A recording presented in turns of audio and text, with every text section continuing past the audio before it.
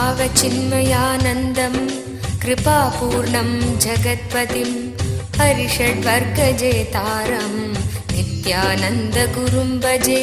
स्वभावचिन्मयानन्दं कृपापूर्णं जगत्पतिं हरिषड्वर्गजेतारं नित्यानन्दगुरुं भजे। அடுத்த சூத்திரங்கள். नैव किञ्चित् करोमीति युक्तो मन्येत तत्त्ववित् पश्यन् शृण्वन् स्पृशन् जिघ्रन् नश्नन् गच्छन् स्वपन् श्वसन्. அருமையான சூத்திரங்கள். இந்த அடுத்த சத்தியத்தை எம்பெருமான் 2 சூத்திரங்கள் மூலமாக விளக்குகிறார். இந்த 2 சூத்திரங்களும் ஒன்றாக உணர்ந்து கொள்ளப்பட வேண்டியவை. நைவ கிஞ்சித் கரோமீதி யுக்தோ மன்யேத தத்வவித் பஷ்யன் ஸ்ருண்வன் ஸ்பிருக்ஞன் ஜிக்ரன் அஸ்னன் கச்சன் ஸ்வபன் ஸ்வசன் பிரலபன் விஸ்ருஜன் கிருஹ்ணன் உன்மிஷன் நிமிஷன் அபி இந்திரியாணி இந்திரியார்த்தேஷு வர்த்தந்த இதிதாரயன்.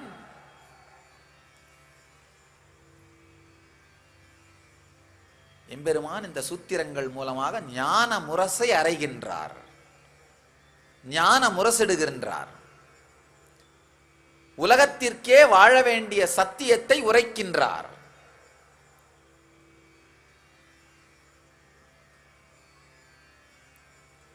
சத்தியத்தை அறிந்த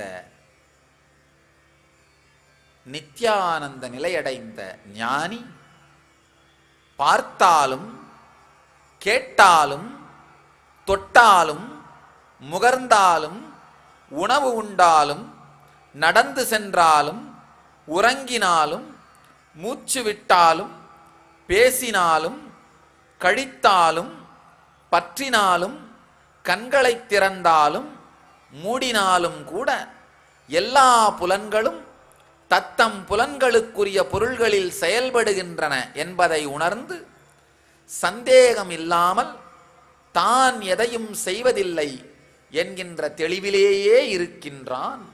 ஆழமான ஒரு சத்தியம். எப்படி வாழ்க்கையில பொருளை சம்பாதிக்க வேண்டுமென்றால் சில ஆண்டுகள் கொஞ்சம் கஷ்டப்பட்டு மூளையை கசக்கி இன்ஜினியரிங்கோ இல்லை டாக்டராவோ லாயராவோ படித்து பொருளை சம்பாதிக்க வேண்டுமோ, அந்த மாதிரி வாழ்க்கையை ஆனந்தமாக வாழ வேண்டுமென்றால் கொஞ்சம் யோசித்து சிந்திச்சு சரியான மன அமைப்புக்குரிய சத்தியங்களை கற்றுக்கொண்டு மன அமைப்பை அமைத்து கொண்டு அருளை சம்பாதிக்க வேண்டும்.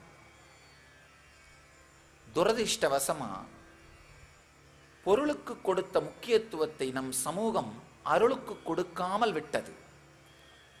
வெறும் இந்த இன்ஃப்ராஸ்ட்ரக்சரை கிரியேட் பண்றதுக்கு நாம எவ்வளோ எனர்ஜியை போட்டோமோ அந்த அளவுக்கு இனிமையான மன அமைப்பை கிரியேட் பண்றதுக்கு போடாம விட்டுட்டோம். அதனாலதான் சமூகம் இந்த அளவுக்கு துக்கப்பட்டும் பாழ்பட்டும் கிடக்கின்றது. நல்லா புரிஞ்சுங்க. மனித குலம் இதுவரை சந்திக்காத ஒரு மிகவும் கிரிட்டிக்கலான ஒரு சூழலை இப்பொழுது சந்திக்கின்றது. அளவுக்கு அதிகமான சுகங்கள், எத்தனை விதமான சாத்தியம் இருக்கோ அத்தனை விதமான சாத்தியக்கூறுடைய சுகங்களும் இன்று உலகத்தில் கிடைக்கின்றது. அதே மாதிரி அளவுக்கு அதிகமான துக்கம், கட்டுப்படுத்தவே முடியாத துக்கம், கிடைக்கின்ற அவைலபிளான சுகத்தின் எல்லையும் மன உளைச்சல், மன அழுத்தம், துக்கத்தின் எல்லையும் அளவுக்கு அதிகமாக விரிந்து விட்டது. நினைத்து பார்க்க இயலாத அளவிற்கு விரிந்து விட்டது.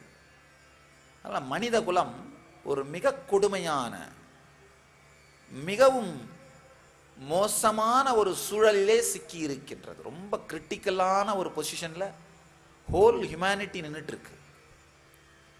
ஒரு பக்கம் பார்த்தா எல்லா சாத்தியமான சுகங்களும், எல்லா கம்ஃபர்ட்ஸும், எல்லா லக்ஸுரிஸும் அவைலபிளா இருக்கு.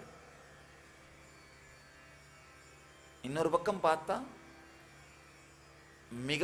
மிகவும் மோசமான மன உளைச்சல், துக்கம் அவைலபிளா இருக்கு. என்ன பண்றதுன்னே தெரியல. இவ்வளோ சுகங்கள் இருந்தும் இவ்வளோ துக்கத்துக்கு காரணம் என்னன்னா, நாம் நம்முடைய சக்தி முழுவதையும் வெளி உலகத்து இன்ஃப்ராஸ்ட்ரக்சர் சுகங்களை உருவாக்குவதற்கே செலவிட்டு விட்டோம். சரியான மன அமைப்பை, அதை வாழுகின்ற மன அமைப்பை உருவாக்குவதற்கு கவனம் செலுத்தாமல் விட்டு விட்டோம். சாமி, உலகம் முழுக்க டிராவல் பண்றதுனால சொல்றேன், பல நாடுகள், வளர்ந்த நாடுகள்னு நாம சொல்ற நாடுகள் எல்லாம் பெரிய பெரிய பிரிட்ஜுங்க, பெரிய பெரிய டேமுங்க, நினைத்தே பார்க்க முடியாத அளவுக்கு சாலைகள், எல்லா இன்ஃப்ராஸ்ட்ரக்சரும் இருக்கு. ஆனா மக்கள் டிப்ரெஸ்டா இருக்காங்க. மக்கள் டிப்ரெஸ்டா இருக்காங்க.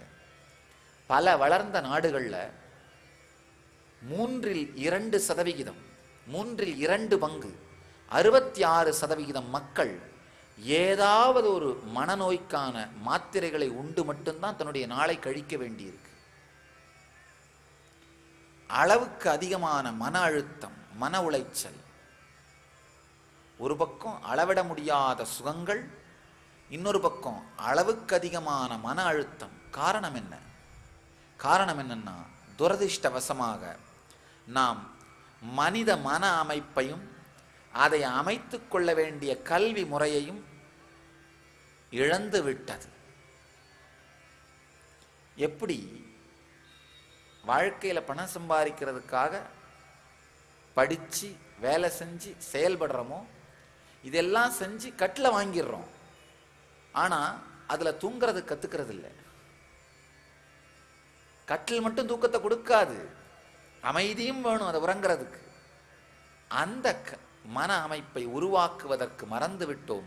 அது தேவை என்று கூட தெரியாமலே வாழ்ந்து கொண்டிருக்கிறோம். இங்க அந்த சத்தியத்தை எம்பெருமான் ஆழ்ந்து விளக்குகிறார். நல்லா புரிஞ்சுங்க. உள்ளுலகத்தின் மன அமைப்பு சரியான கருத்துக்களின் மீது அமைக்கப்படுமானால், அதாவது எப்படி நூலின் தன்மையை பொறுத்துதான் ஆடையின் தன்மை அமையும். ஒரு ஆடைங்கிறது, ஒரு துணிங்கிறது வேற ஒண்ணும் இல்லை, அதுல இருக்கிற எல்லா நூல்களும் சேர்ந்தது. அதே மாதிரி உங்க மனம் அப்படிங்கிறது வேற ஒண்ணும் இல்லை, அதுல இருக்கிற எல்லா எண்ண ஓட்டங்களும் சேர்ந்தது. எந்த நிற நூலை எடுத்து பின்னுகின்றோமோ அந்த நிற ஆடை அமையும். எந்த தரம் எண்ணங்களை எடுத்து பின்னுகிறோமோ அந்த தரமான மனம் அமையும். அதனால நம்முடைய வாழ்க்கையில் எது மாதிரியான எந்த தரமான எண்ணங்களை எடுத்து வைத்து நம் வாழ்க்கையை அமைக்கின்றோம், மனத்தை அமைக்கின்றோம் அப்படிங்கிறது ரொம்ப முக்கியம்.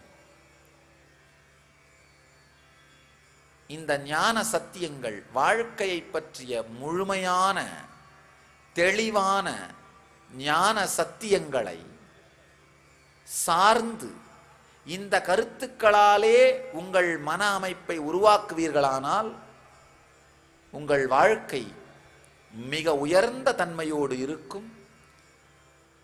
உங்கள் வாழ்க்கை ஆனந்தமயமான தன்மையோடு இருக்கும். இதுக்கெல்லாம் தாண்டி நீங்கள் அனுபவிக்கின்ற துக்கத்தின் எண்ணிக்கை உடனடியாக குறையும். அனுபவிக்கின்ற துக்கத்தின் எண்ணிக்கை உடனடியாக குறைஞ்சாலே வெளி உலகத்தில் நீங்க செய்யற செயல்கள் எல்லாமும் உயர்ந்த சக்தியோடு தெளிவோடு இருக்கும். வரட்டு பிடிவாதத்தோட விதண்டாவாதத்தோட இருக்காது. நல்லா புரிஞ்சுங்க. நம்ம பெரும்பாலான நேரங்களில் வரட்டு பிடிவாதத்தோடையே வாழ்கிறோம். ஒரு சின்ன கதை. முதலாக ஒரு கிராமத்து பெண்மணி விமானத்தில் பயணிக்கிறதுக்கான வாய்ப்பு வந்தது. அந்த அம்மா ரொம்ப வேகமாக விமானத்துக்குள்ள நுழைஞ்சு நல்ல ஜன்னல் வியூவா தெரிகிற மாதிரி ஒரு கார்னர் சீட்டை முதல்ல பிடிச்சிட்டு உட்காந்துட்டார்கள். கொஞ்ச நேரம் கழிச்சு அங்க வந்த ஒரு நபர், அது அவருடைய சீட்டு, இவங்க எந்திரிச்சு இடம் கொடுக்கணும்னு ரொம்ப கேட்டார். இந்த அம்மா கடைசி வரைக்கும் ஒத்துக்கவே மாட்டேன்னுச்சு. இங்க தான் உட்காருவேன்னு ரொம்ப அடம் பண்ணார்கள். இவரும் ஆர்கியூ பண்ணி பார்த்தாரு. கடைசி வரைக்கும் அந்த அம்மா அசையல. கடைசியா அவர் என்ன சொன்னாரு, சரிம்மா அப்ப விமானத்தை நீயே ஓட்டுமா அப்படின்ட்டார். ஏன்னா அது விமானியோட இருக்கை. நாம பல நேரத்துல சூழல் புரியாமலே ஆர்கியூ பண்ணிட்டு இருக்கிறோம். மனசுக்குள்ள பாத்தீங்கன்னா விதண்டாவாதமான வீண் கருத்துக்களை பிடித்துக் கொண்டு அதை வைத்தே வாழ வேண்டும் என்கின்ற ஆழமான முடிவோடு இருக்கிறோம். ஆனா பெரிய பிரச்சனை, விமானத்தை நம்மளால ஓட்ட முடியாது. சீட்டையும் விட்டு எந்திரிக்க மாட்டேங்கிறாங்க, விமானத்தையும் ஓட்ட முடியாது. அதே மாதிரிதான் நாமளும் என்ன பண்றோம், நம்ம வாழ்க்கையில அந்த கருத்துக்கள், நாம பிடிச்சு வச்சிருக்கிற மூடத்தனமான கருத்துக்களையும் விடமாட்டோம். அந்த கருத்துக்களாலே உங்கள் வாழ்க்கையை ஓட்ட முடியாது, இயக்க முடியாது. அதனாலதான் அசையாமல் மந்தத்தன்மையிலேயே வாழ்க்கை கரைந்து விடுகின்றது, அழிந்து விடுகின்றது. அப்படி இல்லாம உங்கள் வாழ்க்கையில் முழுமையான மாற்றங்களை எடுத்து வரும் சத்தியங்களை ஆழ்ந்து கேளுங்கள் சொல்றாரு. நித்யானந்த நிலையடைந்த தத்துவவித்துன்னு சொல்றாரு. தத்துவவித்துனா சத்தியத்தை உணர்ந்தவன், நித்யானந்த நிலையை உணர்ந்தவன், தனக்குள்ளே நித்தியமும் ஆனந்தமாக இருக்கின்ற சக்தியை உணர்ந்தவன். பார்த்தாலும் கேட்டாலும் தொட்டாலும் முகர்ந்தாலும் உண்டாலும் நடந்தாலும் உறங்கினாலும் மூச்சு விட்டாலும் பேசினாலும் கழித்தாலும் பற்றினாலும் கண்களை திறந்தாலும் மூடினாலும் எல்லா புலன்களும் தத்தம் புலன்களுக்குரிய பொருள்களில் செயல்படுகின்றன என்று உணர்ந்து சந்தேகம் இல்லாமல் தான் எதையும் செய்வதில்லை என்கின்ற தெளிவோடேயே இருக்கின்றான். ஒரு அருமையான ஒரு கதை. வியாசர் ஒரு பெரிய ரிஷி. ஒரு நாள் யமுனை கரையிலே தன்னுடைய தியானம் பூஜை இதெல்லாம் முடிச்சுக்கிட்டு தான் தங்குமிடத்திற்கு புறப்படுவதற்கு தயாராகிறார். அங்கு வந்திருந்த கோபிகைகள் எல்லாம் அவரை பார்த்து அவருக்கு நமஸ்காரம் பண்ணி, பெரிய ஞானியாச்சே ரிஷியாச்சேங்கிறதுக்காக அவருக்கு உணவுப் பொருட்களை எல்லாம் கொடுக்கிறார்கள். அவரும் நல்ல பால் தயிர் வெண்ணெய் எல்லாத்தையும் சாப்பிட்டுட்டு நல்லது கிளம்புறேன் அப்படின்னு கிளம்புறார். வழியில யமுனையிலே மிகப்பெரிய வெள்ளம். கோபிகைகள் எல்லாம் வியாசரை வேண்டுகிறார்கள், ஐயா எப்படியாவது இந்த கரை கடப்பதற்கு எங்களுக்கு உதவுங்கள், வெள்ளமாக இருக்கிறதே. வியாசர் கவலைப்படாதீர்கள்னு சொல்லிட்டு யமுனையை பார்த்து, அம்மா இன்னைக்கு நான் ஏகாதசி உபவாசம் விரதம் இருப்பது உண்மை என்றால் நீ திறந்து வழிவிடுன்னு சொல்றாரு. யமுனை திறந்து வழிவிடுகிறது. கோபிகைகளுக்கு ஒண்ணுமே புரியல.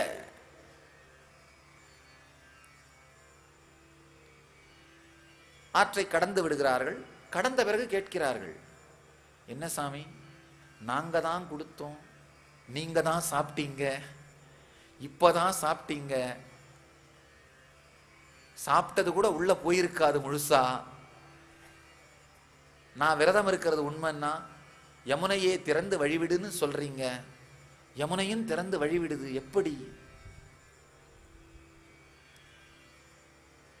வியாசர் ரொம்ப அழகா சொல்றாரு, அம்மா உடல் உண்டது, நான் உண்ணவில்லை. ஆழமான ஒரு சத்தியம். வெறும் மேம்போக்கான மனதாலே புரிந்து கொள்ள முடியாது. அதனாலதான் இந்த பகவத்கீதை சாதாரண மனிதர்களுக்கு, சாதாரண மனிதர்கள் சொல்றதை விட ஸ்ரத்தை இல்லாத மனிதர்களுக்கு உணரப்படுவதில்லை. கொஞ்சம் ஸ்ரத்தை வேணும். 1ஆம் கிளாஸ் 2ஆம் கிளாஸ் புக்கை எடுத்து படிச்சு நீங்க புரிஞ்சுக்கிறதுக்கு ஒன்றும் பெருசா ஸ்ரத்தை வேண்டியதில்லை, சும்மா பார்த்தா போதும். ஆனா வாழ்க்கையின் உயர்கல்வி பாடங்களை படிக்க கொஞ்சம் ஸ்ரத்தை வேணும். இது ஒரு ஆழமான ஸ்ரத்தையினால் மட்டுமே உணர்ந்து கொள்ளக்கூடிய சத்தியம். வியாசர் சொல்றாரு, உடம்பு சாப்பிட்டுச்சு, நான் சாப்பிடல. அப்படின்னா என்ன அர்த்தம்னா, உடல் கடந்த உணர்விலேயே அவர் நிலைத்திருக்கின்றார். ஆழ்ந்து புரிந்து கொள்ளுங்கள். இது இது ஆழமா புரிந்தால் மட்டும்தான் புரியும். நீங்கன்னு உங்களை எதுவா நீங்க உணர்கிறீர்களோ அது உடல் கடந்த உணர்வா இருக்கணும். இப்போ உதாரணத்துக்கு 24 மணி நேரத்துல எவ்வளவு நேரம் நீங்க உங்களை உடம்புன்னு நினைக்கிறீங்க, எவ்வளவு நேரம் நீங்க உங்களை மனசுன்னு நினைக்கிறீங்க, எவ்வளவு நேரம் நீங்க உங்களை ஆன்மான்னு நினைக்கிறீங்க அப்படின்னு மெதுவா அக்கவுண்ட்ஸ் எடுத்து பார்த்தீங்கன்னா உங்களை உடல்னு நினைச்சு நீங்க இயங்குற நேரம் தான் 90% இருக்கும். உங்களை மனம்னு நினைச்சு நீங்க இயங்குற நேரம் 10% இருக்கும். உங்களை ஆன்மான்னு நீங்க நினைச்சு இயங்குற நேரம் 0% இருக்கும். அப்படி இல்லாம உங்களை உணர்வு ஆன்ம உணர்வுன்னு நினைச்சு அதை சார்ந்த செயல்கள், அதை சார்ந்தே உங்கள் மனமும் உடலும் இயங்குவது, அந்த மாதிரி வாழற நேரமே 80% இருக்குமானால் எந்த செயல்களும் உங்களை கட்டுப்படுத்துவதில்லை. ஒண்ணுமில்ல, நம்ம எல்லாருக்குள்ளேயுமே நாம உடல்னு நினைச்சு வேலை செய்யற நேரம் தான் பெரும்பான்மையான நேரமா இருக்கும், 80% இருக்கும். நாம மனம்னு நினைச்சு வேலை செய்யறது மேபி ஒரு 20% இருக்கும். முதல் முறையாக நீங்க ஆன்மான்னு நினைத்து அந்த சத்தியத்தை வைத்து உங்களை இயக்குவதற்கு கற்றுத்தருபவர் குரு. அந்த கற்றுத்தருகிற செயல் தீட்சை. அதை ஆரம்பிச்சு மெதுமெதுவா முதல் வாரத்துல அந்த ஆன்மாங்கிற உணர்வை வச்சே உங்களுடைய உடலும் மனசும் இயங்குற நேரத்தை அரை மணி நேரமா மாத்துறது. அதுக்கப்புறம் அந்த நேரத்தை ஒரு 2 மணி நேரமா மாத்துறது. அதுக்கப்புறம் நீங்க ஆன்மா அப்படிங்கிற உணர்வோடு உங்கள் உடலும் மனமும் இயங்குகிற அந்த நேரத்தை ஒரு 4 மணி நேரமா மாத்துறது. மெதுமெதுவா நீங்க ஆன்மாங்கிற உணர்வை அடிப்படையாக வைத்தே உங்கள் உடலும் மனமும் இயங்குகின்ற நேரம் 80% மாறுமானால் நீங்கள் ஜீவன் முக்த வாழ்க்கையை வாழ துவங்கி விட்டீர்கள். அதுக்கு மேல ஒரு 10% 20% எப்போவாது நீங்க உடல்ன்ற எண்ணம் வந்தாலோ போனாலோ தவறல்ல. ஆனா உங்க வாழ்க்கையில நீங்க எடுக்கிற மிகப்பெரிய முடிவுகள் எல்லாமே உங்க வாழ்க்கையில நீங்க உங்களுடைய எதிர்கொள்கின்ற சவால்களை எதிர்கொள்றீங்க இல்லையா, அப்ப நீங்க எடுக்கிற முடிவுகள், உங்களுடைய ரெஸ்பான்ஸ், உங்களுடைய பதில், உங்களுடைய வெளிப்படுத்தும் தன்மை, உங்களுடைய ரியாக்ஷன், இது எல்லாமே நீங்கள் ஆன்மா அப்படிங்கிற உணர்வை அடிப்படையாக வைத்து எடுக்கப்படுமானால் நீங்கள் ஜீவன் முக்தர். எம்பெருமான் இந்த நுட்பத்தை தான் இப்ப உங்களுக்கு கொடுக்கிறார். இந்த சூத்திரத்தின் மூலமாக நான் உடல் நான் மனம் அப்படிங்கிற நிலையிலிருந்தே முடிவுகளை எடுக்கிறத நிறுத்திட்டு நல்லா புரிஞ்சுங்க, எதை நீங்கள் பார்க்க முடியுமோ அது நீங்கள் அல்ல, அதை தாண்டியவர்கள் நீங்கள். இந்த உடம்பை உங்களால பார்க்க முடியுதுன்னா இந்த உடம்பை தாண்டியவர்கள் நீங்கள். ஏன்னா இந்த பொருளை பார்க்க முடிவதனாலேயே இந்த பொருள் நான் அல்ல, அதை தாண்டியவன் நான். அதே மாதிரி இந்த பொருளை பார்க்க முடிவதனாலேயே இது நான் அல்ல, இதை தாண்டியவன் நான். அதே மாதிரி உங்க மனசுல ஏற்படுற துக்கத்தையும் சலனத்தையும் சுகத்தையும் உங்களால பார்க்க முடிவதனாலே உணர முடிவதனாலே அதுவும் நீங்கள் அல்ல, அதை தாண்டியவர் நீங்கள். இந்த சத்தியத்தை கேட்கும் பொழுது ஆழமா உரைக்கும். ஆனா மனப்பழக்கத்தாலே மறந்துவிடும். மீண்டும் மீண்டும் இந்த சத்தியத்தை உங்களுக்கு நினைவுக்கு எடுத்து வந்து கொள்வது, மீண்டும் மீண்டும் அந்த சத்தியத்தை உணரச் செய்து கொள்வது, நினைவுக்கு கொண்டு வருவது, இந்த சத்தியத்தை மீண்டும் மீண்டும் நினைவுக்கு கொண்டு வருவதே மிகப்பெரிய தியானம். இதை நினைவுக்கு திரும்ப திரும்ப கொண்டு வர ஆரம்பிச்சாலே உங்களுடைய வாழ்க்கையில் ஜீவன் முக்த தன்மை மலரத் துவங்கிவிடும். இந்த சத்தியத்தை திரும்ப திரும்ப நினைவுக்கு எடுத்துட்டு வர்றது, அதாவது உடல் நான் அல்ல, மனம் நான் அல்ல, அதை தாண்டிய உணர்வுங்கிற சத்தியத்தை உங்களுடைய நினைவுக்கு எடுத்துட்டு வர்றது தான் அன்கிளச்சிங். அன்கிளச் பண்ணீங்கனாலே இந்த நீங்கள் உடலையும் மனதையும் தாண்டிய உணர்விலே நிலை பெற துவங்குவீர்கள். நல்ல ஆழ்ந்து புரிந்து கொள்ளுங்கள். நான் உடல்னு அந்த எண்ணத்தோடு இயங்குவது சாதாரண வாழ்க்கை. நான் மனம் அப்படிங்கிற எண்ணத்தோடு இயங்குவதும் சாதாரண வாழ்க்கை. நான் உணர்வு, ஆன்மா அப்படிங்கிற உணர்வோடு இயங்க துவங்குவது தான் ஆன்மீக வாழ்க்கை. ஆன்மீக வாழ்க்கைனா வேற ஒன்றும் இல்லை. நீங்க எடுக்கிற எல்லா முடிவுகளுமே நீங்கள் எதனாலும் பாதிக்கப்படாத ஆன்மா அப்படிங்கிற தெளிவை, அந்த உணர்வை சார்ந்து உங்களுடைய உடலும் மனமும் இயங்குவது, அதுதான் ஆன்மீக வாழ்க்கை. இந்த டெக்னிக், இந்த நுட்பத்தை எம்பெருமான் இந்த சூத்திரங்கள் மூலமாக நமக்கு அளிக்கிறார். போகத்தாலும் ரோகத்தாலும் அசைக்கப்படாத யோக உணர்வை எம்பெருமான் நமக்கு அளிக்கின்றார். இது ஒரு ஆழ்ந்த ஒரு சத்தியம். திரும்ப திரும்ப திரும்ப நான் உடலுக்கு அப்பாற்பட்டு மனதுக்கு அப்பாற்பட்டு ஆன்மாவில் இருக்கிறேன் அப்படிங்கிற உணர்வுக்கு தன்னை மீண்டும் மீண்டும் எடுத்து வந்து கொள்வதுதான் ஜீவன் முக்த வாழ்க்கை வாழ்வதற்கான அடிப்படையான ஒரு நுட்பம். சித்திரமும் கைப்பழக்கம், செந்தமிழும் நாப்பழக்கம், அன்கிளச்சிங் மனப்பழக்கம். பழக்கத்தினால்தான் வரும். சித்திரம் கைப்பழக்கம், செந்தமிழ் நாப்பழக்கம், அன்கிளச்சிங் மனப்பழக்கம். செஞ்சு செஞ்சு செஞ்சு மீண்டும் மீண்டும் தன்னை அந்த நிர்விகல்ப நிலைக்கு கொண்டு வந்து விடுவது. அன்கிளச்சிங் அப்படிங்கிற நிலை மூலமா நீங்க இருக்கிறதா நிர்விகல்ப நிலை. தான் உடல்னு நினைக்கிறதும் விகல்பம், தான் மனம்னு நினைக்கிறதும் விகல்பம். இந்த இரண்டையும் கடந்து நிர்விகல்பமாக இருத்தல். நிர்விகல்ப நிலையில் இருப்பவன் சந்தேகமில்லாமல் தான் எதையும் செய்வதில்லை, உடலும் மனமும் தானாக இயங்குகிறது என்கின்ற தெளிவிலேயே இருக்கின்றான்.